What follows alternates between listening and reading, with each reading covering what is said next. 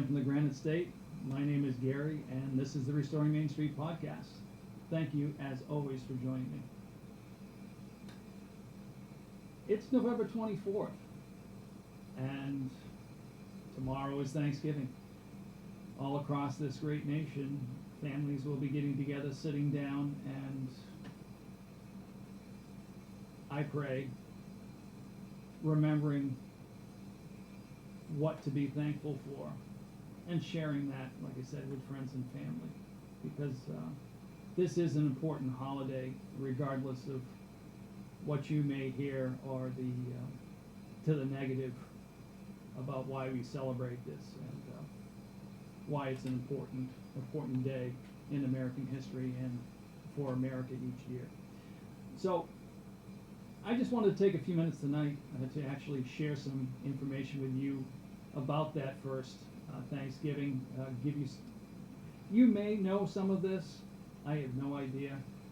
Hopefully I'm going to provide a little bit of detail that perhaps you don't know about. But I want to reinforce actually what that first Thanksgiving what was like, the actual Pilgrims crossing, what that was like a little bit. And like I said, give you a little bit of background.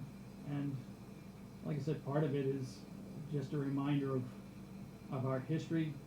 The other part of it is just in a way to push back against some of the negative that I hear when we hear Thanksgiving and the Pilgrims discussed, especially now. So, without taking any longer, let's start the program.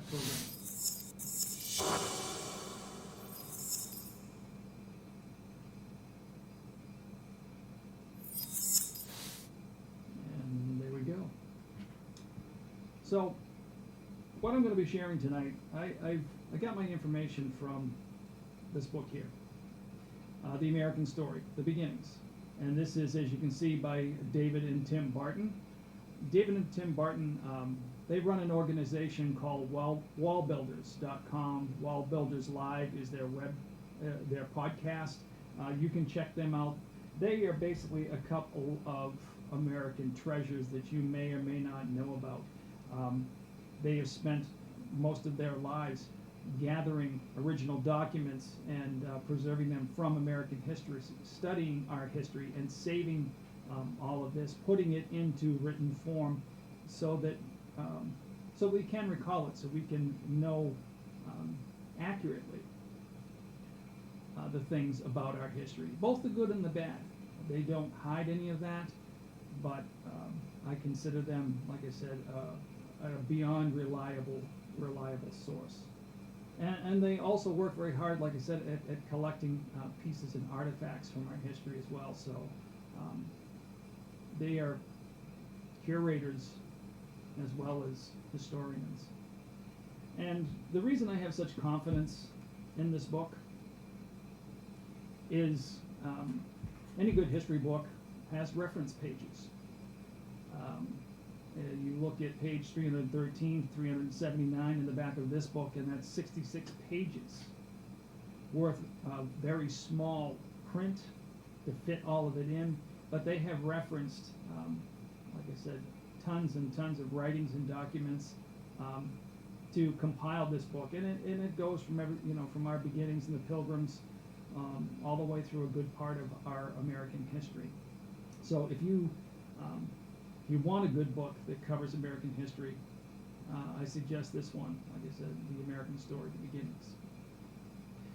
So, like I said, I wanted to just discuss, being the day before Thanksgiving, about the Pilgrims and share with you a little bit of that history. The Pilgrims, Puritans, basically, they left England. They left England in search of the ability to have religious freedom, and they didn't go to America first. If anybody knows the story behind the Pilgrims, they went to Holland first and spent some time there.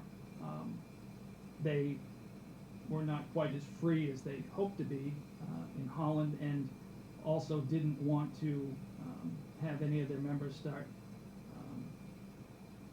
acclimating themselves to the culture in Holland. They had specific designs to follow or live a more biblically based life. As a matter of fact, they I'm going to reference this book quite a bit. They actually, when they left, they took with them the Geneva Bible. And as it's written here, the Geneva Bible was written in Geneva, Switzerland in 1560. And part of the reason the Pilgrims, took this Bible with them to Holland and again onto the New World was this Bible was written by reformists, basically people that were of the same mindset of the Pilgrims, that had issues with the Church of England. And they basically liked this Bible because in the columns, in the margins there was actual notations there, and like I said, written by reformists. So they basically pushed back on the corrupt European culture of the day, especially criticizing in particular how they violated God's word, whether it was in government, judiciary, education, law, culture, or organized religion, or any other sphere of life. So the Pilgrims are basically pushing back against the Church of England and wanted to separate. So, like I said, they spent time in Holland, but their desire was to find a much freer place in order to practice their religion. So they secured a contract for a couple of ships to make passage to the New World.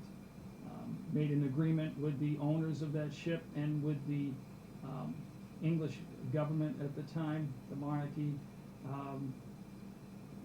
to secure passage over there, to farm the land, to trap and different things of that nature, so that they could turn around and send goods back to England and the owners of these vessels as payment for getting them to the New World and the ability to actually create a colony in America. So the two ships that they secured, one we know very well is the Mayflower, the second was the Speedwell. And they embarked with 102 souls on July 22nd of 1620 from Holland, from Delft, Holland. And a short ways into their journey, unfortunately, the Speedwell developed a leak.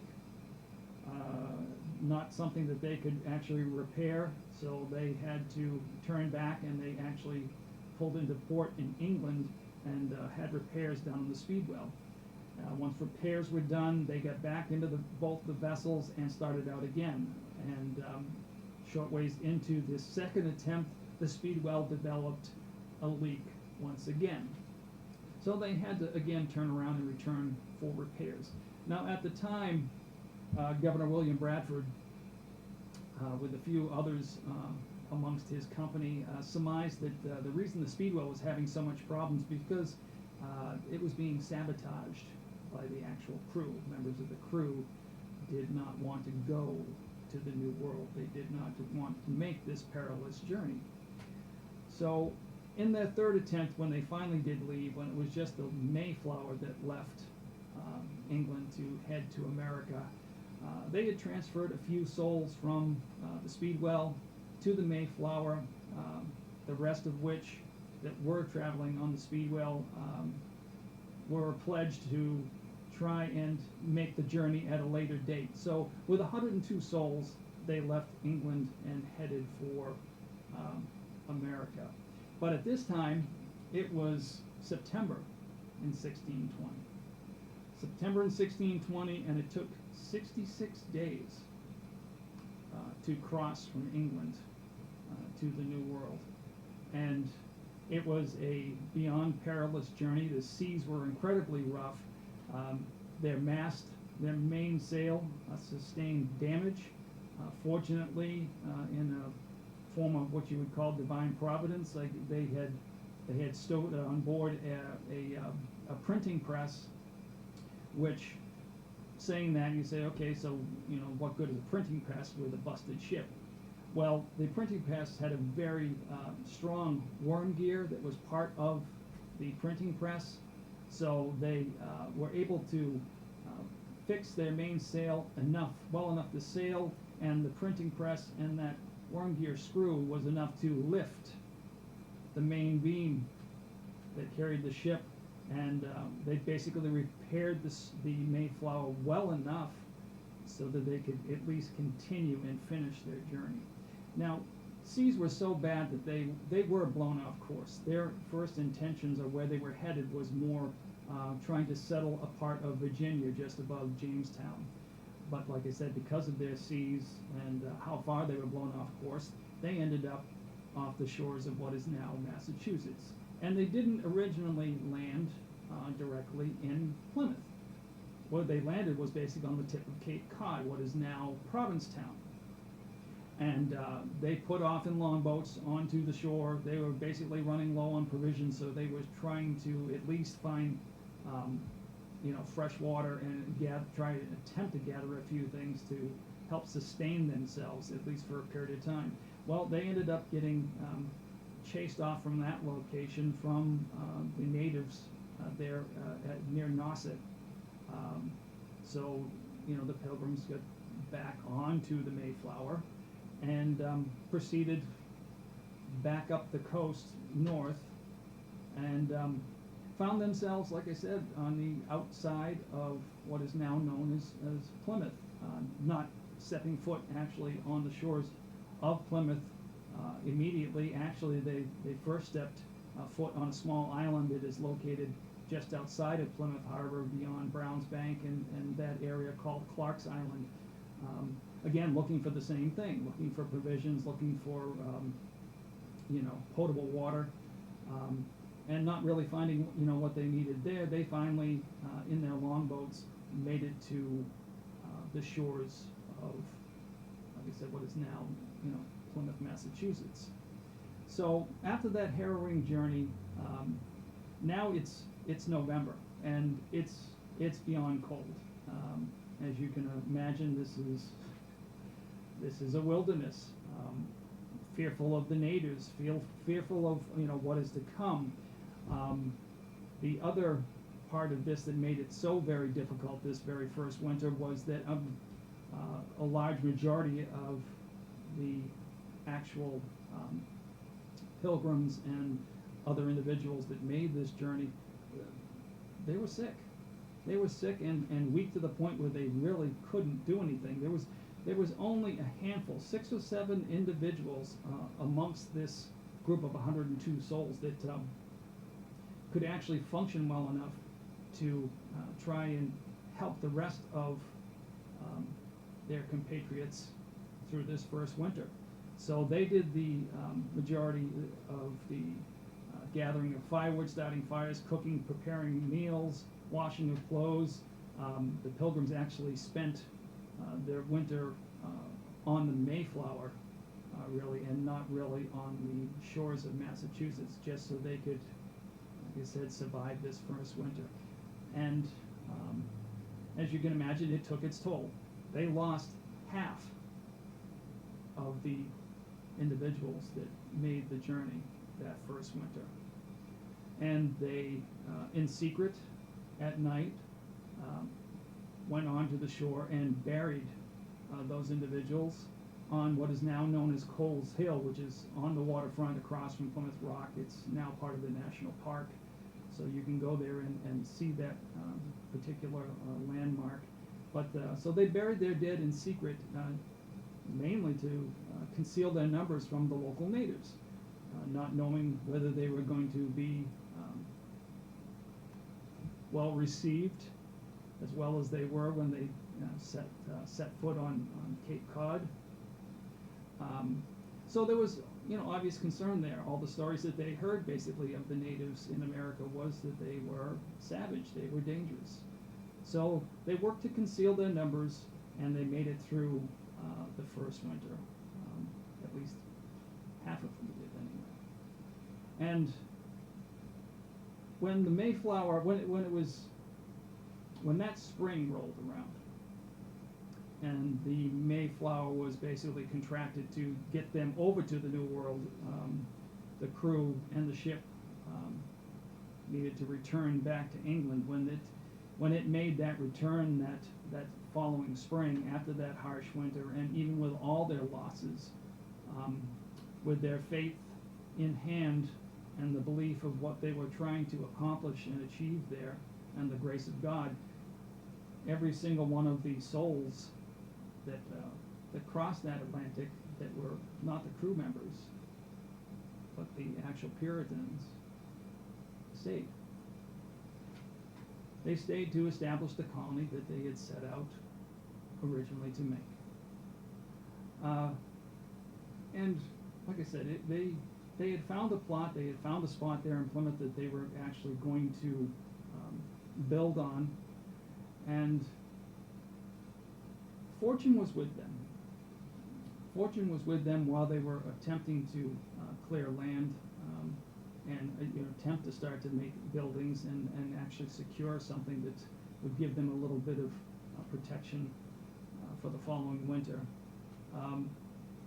They managed to have a solitary wandering Indian, as it's described in this book, come upon the colony by the name of Samoset. And Samoset spoke amazingly broken English, something he had picked up over the years from other explorers that had actually stepped onto the shore. So the Pilgrims were not the first there.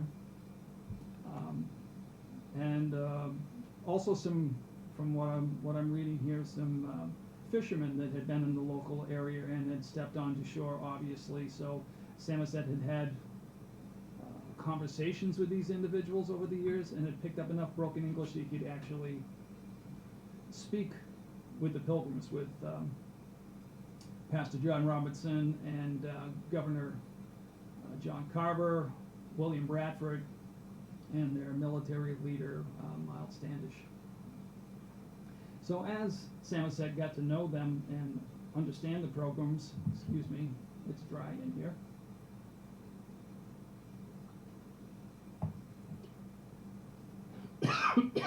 Goodness, excuse me. As I told you, I do this out on my beautiful back porch as my set, but in these colder months, I am running a wood stove, so it gets dry up here, so please forgive me. But getting back to the story, getting to know Samoset and them feeling comfortable with him, he with them,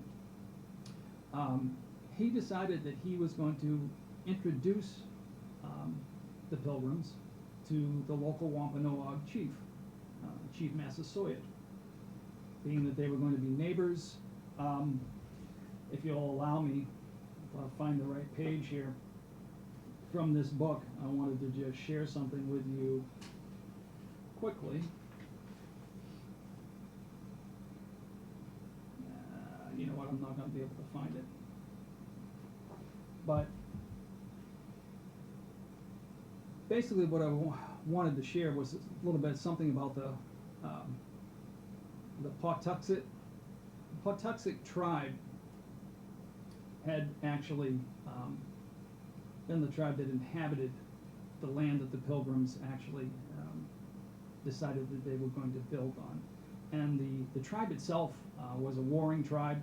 They were no longer there at the time because there had been a very bad disease or illness that had actually inflicted or afflicted the tribe and basically wiped all of them out. And that's part of the reason why the land, when the Pilgrims showed up, was vacant, because the local tribes believed it to be cursed land, so they wouldn't inhabit it, they wouldn't build on it, they had nothing to do with it. So it was basically vacant land. So that was divine providence as well. Basically, the Pilgrims were not, stepping foot on land and infringing on tribal areas, that were being used. So that was a benefit. Like I said, these are Europeans, the New World. The natives, that was their home. So this was providence for them as far as them being able to actually build. But getting back to Massasoit and actually meeting him and some of the Wampanoag tribe members, one of the individuals that was part of that initial group that met the Pilgrims was Squanto. And he was one of the only tribe members from the Patuxet tribe that actually survived. And because Squanto had even more contact with English explorers, and there's a whole part of it that goes into this book that goes into a lot more detail that I won't drag out with you. But basically, Squanto spoke perfect English. So upon meeting the Pilgrims and spending time with them, he basically adopted them as part of his extended family, for a better term, for lack of a better term. And he decided to devote himself to the Pilgrims and actually help them understand how to survive in the New World, how to plant, how to fish in the area, what things to plant. And part of the reason that the Pilgrims were able to actually survive and make it a thriving community there and make it through that next winter successfully, even if they didn't have tons and tons of stores put away by the time the second winter came, but they had enough to get them through. And Squanto was a big reason that actually occurred. So once Squanto had got familiar with the Pilgrims, like I said, helped them build and set up their colony, there was an actual feast to be had. And unfortunately, that's part of the pushback that I ended up reading in an article that I saw posted today, was that somehow they were casting aspersions or suggestions that that first Thanksgiving gathering was not what it was portrayed to be when you learned it in school, that somehow the Pilgrims were in a rowdy, raucous mood and firing off their weapons, and the local tribe, the Wampanoags in Massasoit, thought that somehow they were being attacked, and they showed up there for these what was going on as a feast of Thanksgiving at the time, making it through the summer, putting away stores, having a true chance at making it through this next winter.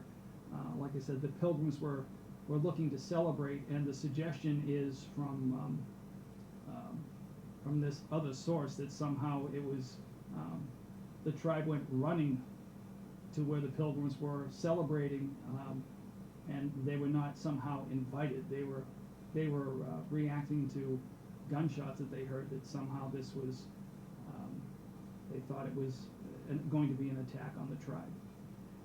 Not the case. Not the case. And from the same reference that I read in this derogatory article, or this suggestion, the 4 myths about the Pilgrims and the actual beginnings of Plymouth.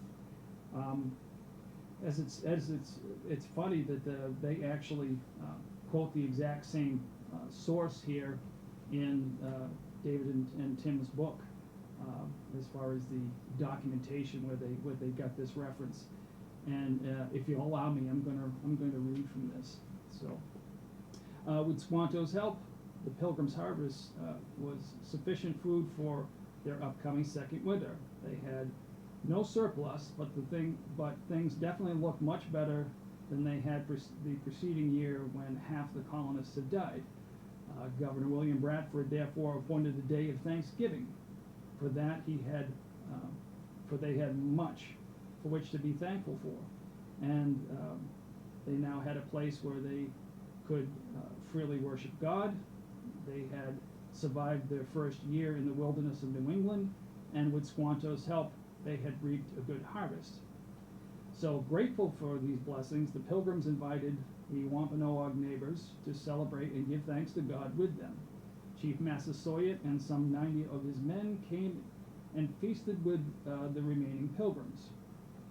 The pilgrims and Indian neighbors dined on deer, turkey, fish, lobster, eels, vegetables, cornbread, it says herbs, berries, pies, and they also engaged in athletic competitions, including running, wrestling, and shooting. And Chief Massasoit enjoyed himself so much that he and his men stayed 3 days.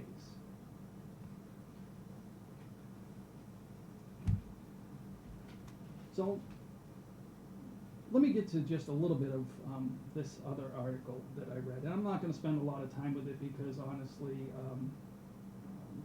it's just basically trying to smear the Pilgrims, the reasons that they were there in the New World, and attempt to further put a blemish on American history and change history. So it's not true. If I can I'll just bring up this article that I'm talking about, the one that is trying to cast some doubt on the Pilgrims and Plymouth and its beginnings. Let me read these myths quickly so I can get through them. Myth 1 was the Pilgrims were the first Europeans to land in southern New England and to interact with the Native Americans. No, they weren't. And so what? So I don't understand the significance of pointing that out, but anyway. The second myth that they're putting out is the Plymouth Pilgrims came to the New World seeking religious freedom, and they're suggesting that wasn't the reason that they'd come to the New World. Their suggestion was that, they had some religious background. There was Puritans among them, but that only half of the individuals that journeyed to the New World were actually Puritans. Okay. Perhaps that was the case. They lost half of the people that made that journey, the 102 souls. They lost half that first winter. So how many were still Puritans? How many Puritans were actually left out of the ones that survived? Not sure. But if you go and read anything that Governor William Bradford or Miles Standish, any of these individuals that were in Plymouth that documented what happened in Plymouth, the individuals that decided to stay there did live their, a majority of them did live their lives in a Christian, religious, Puritan fashion or way. That was the reason. That was their main reason for leaving. Like I said, they had to go into an agreement, a contract, in order to get passage to the New World, to actually get there. They were not rich people. So that played a part of it. They had to send goods back in order to pay for that passage and the development of the colony. But the main reason that they were there was for religious freedom, and they conducted themselves that way. The Pilgrims intended to settle in Pawtuxet, Plymouth, or the alternate suggestion was that Plymouth meant to settle in Virginia, but were blown off course. Well, that's accurate. That's accurate. So I'm not quite sure why pointing that particular myth out was important either. They were heading for Virginia, but they ended up in Massachusetts, and because of the condition of their ship and the dire situation they were in, how late they were getting to the shores of the New World, they decided to stay there. And as Providence would have it, like they said, meeting Squanto and Massasoit and making friends with Samoset, all of these things actually, benefited them. So, divine providence, I'm going with divine providence. And then the other myth that this other article was trying to suggest was that like I said, what I alluded to about the first Thanksgiving, that somehow Edward Winslow and his writings, Mort's Relations, A Journey of Pilgrims in Plymouth, is suggesting that somehow that, like I said, it was the reason 90 Braves and Massasoit showed up at the alleged, in their opinion, feast for Thanksgiving was not that they were invited, is that they heard gunfire and thought they were being attacked.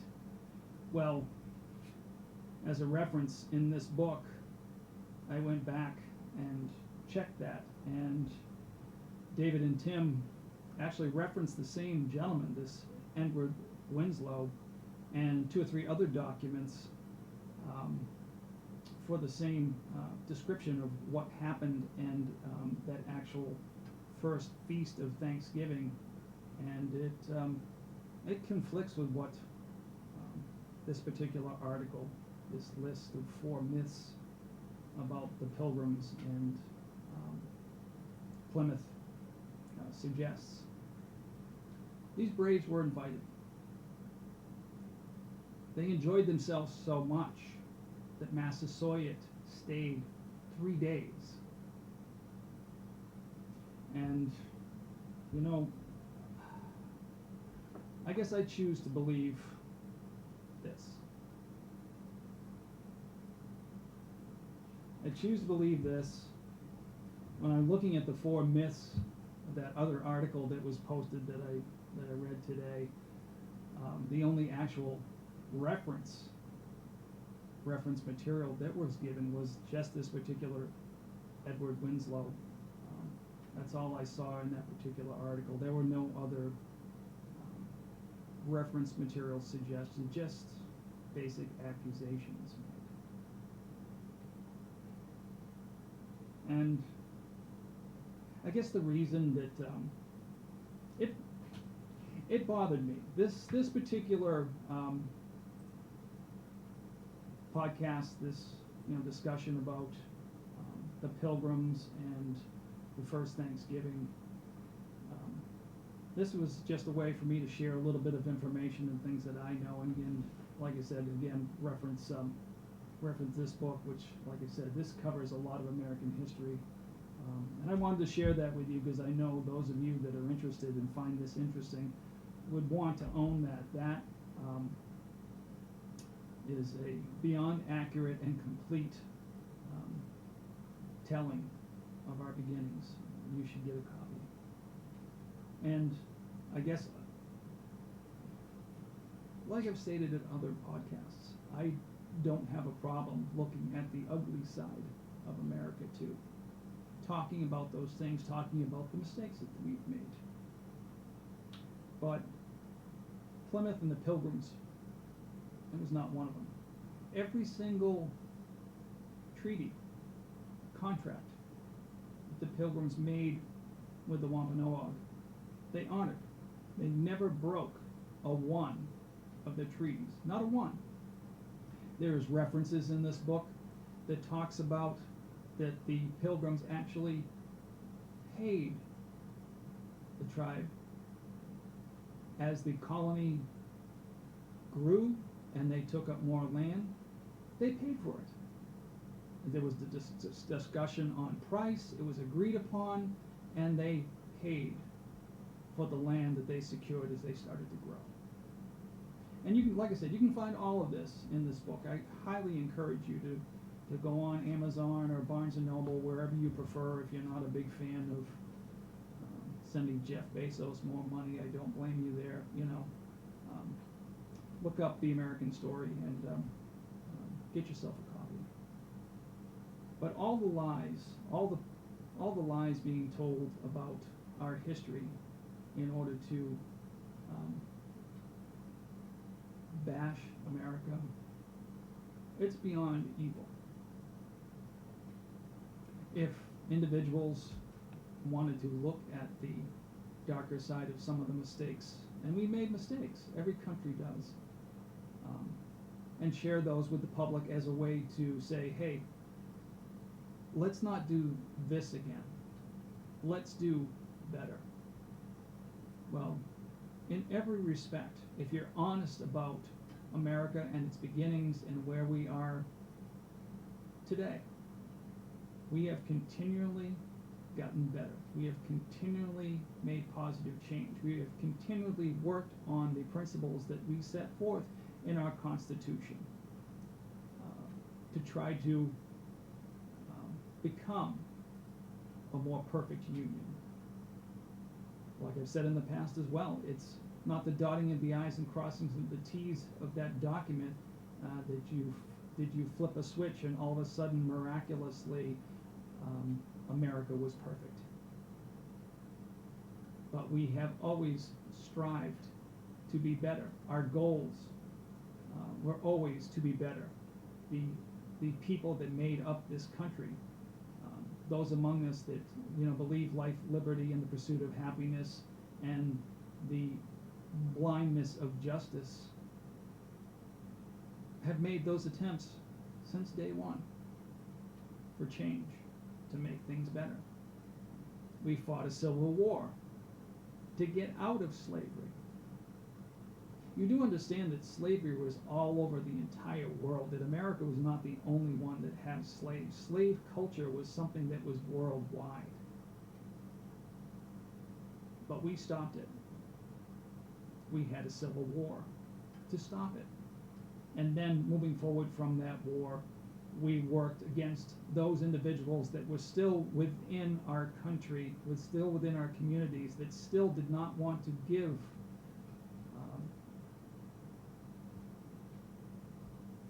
our black citizens the same rights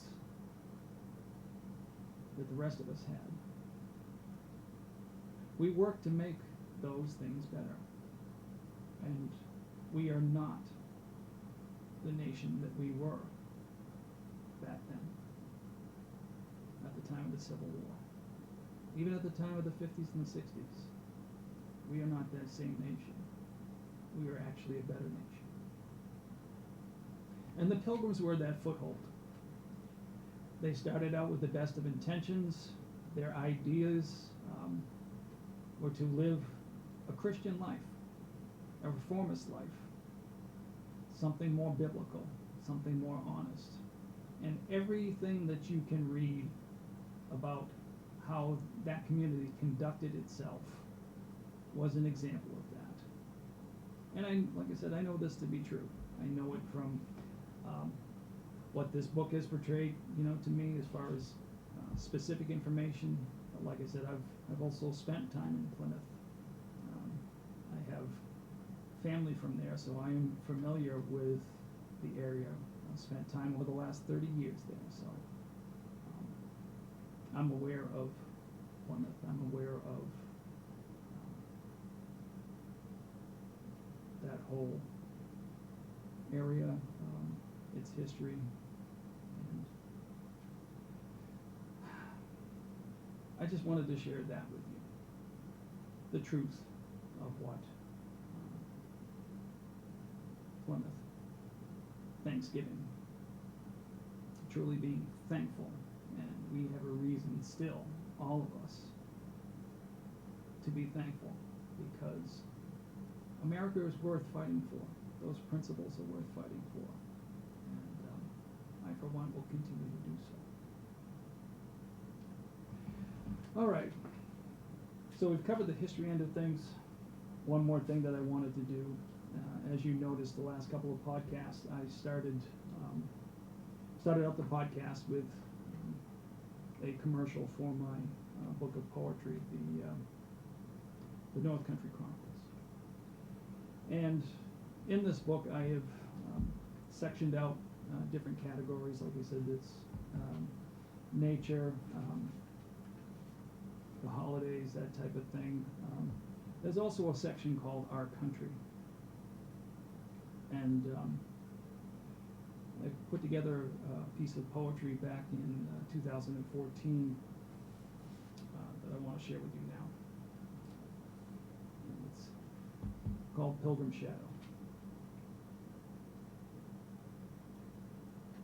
When pumpkins dot the landscape, a frost that coats the ground, corn stalks dried from days gone by, my restless spirit settles down. Family and friends in crowded rooms, our busy kitchen implies a time of honest reflection. The year's hopes and dreams arise. Casting shadows of black-brimmed hats with feathers and native dress, I hear the sound of distant drums, an open fire of smoky breath. Long tables made of wood, not unlike my own, filled with the laughter and simple smiles, bids all who wander come home. As it was at the first Thanksgiving, shall it be to the end of days. If those pure images we hold strong and fast, in our hearts and God we praise.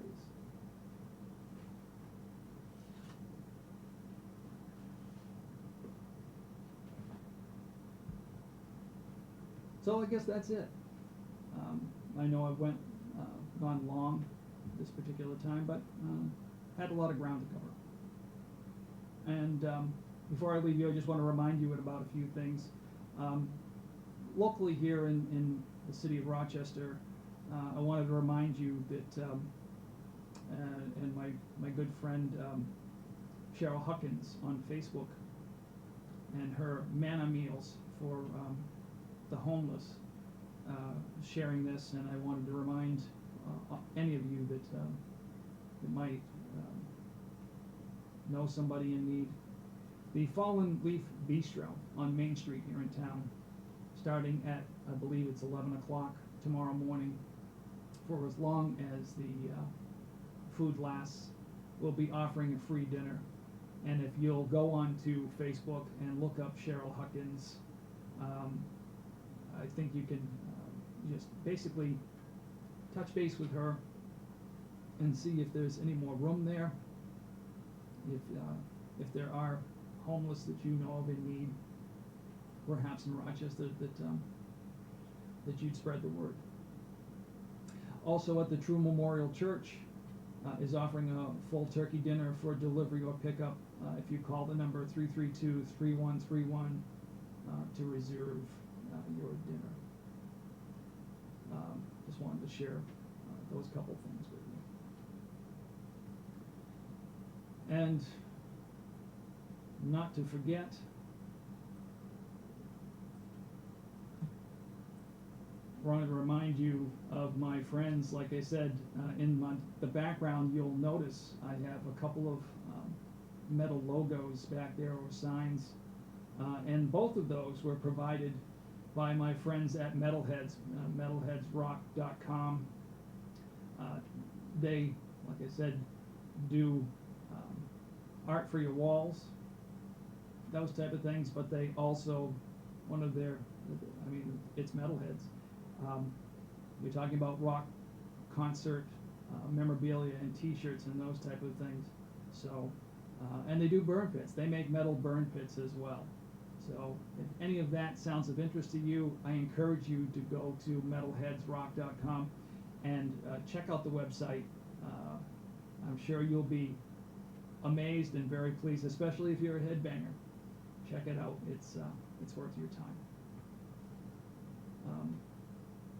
So, as always, in passing, when we get to this point in the program, I'd like to remind you that you can find the Restoring Main Street podcast on Gab TV. You can find us on Rumble. You can find us on YouTube. I post links to Getter, MeWe. BitChute is the other place that I will post the actual podcast to, as well as you can find us on Google Play. You can find us on Spotify, Anchor FM. A lot of those, like I said, if you're just into listening to the podcast as opposed to watching it, you've got some choices there. And I do have social media presence, like I said, on Twitter, Restoring Main Street Podcast on Twitter, on Instagram, on Getter. So you can find me there as well.